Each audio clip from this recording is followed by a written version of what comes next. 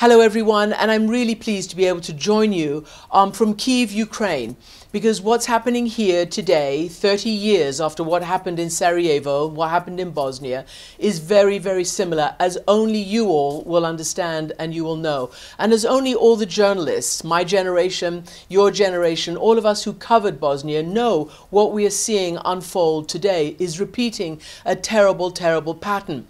It was in Bosnia that I first learned what it means to be objective. And I learned that objectivity does not mean being neutral, if that meant creating a false moral or factual equivalence. I learned in Bosnia never to treat the victim the same as the aggressor. I learned to be truthful and not neutral. And that is the slogan that I have emblazoned on this sweater and that I use all the time and that has carried me forward in my reporting ever since Bosnia.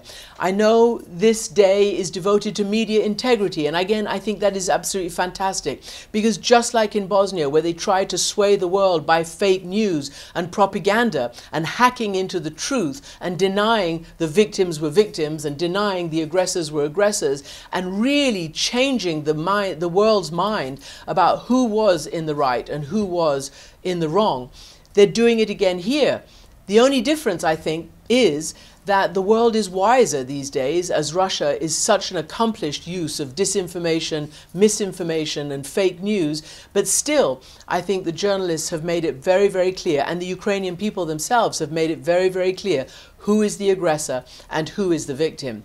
And so for me, this is an existential struggle, just like it was in Bosnia 30 years ago. And the media plays a massive role in moderating and bearing witness to these existential struggles. In Bosnia, there was ethnic cleansing and genocide. Here in Ukraine, you can see the beginnings of the evidence of these terrible war crimes, crimes against humanity. We don't know yet whether they will be adjudicated as genocide, but these crimes are coming to the fore so much earlier because of the swarm of journalists and because this time the world is on the side of the victims, unlike in Bosnia. It took years for the world to understand.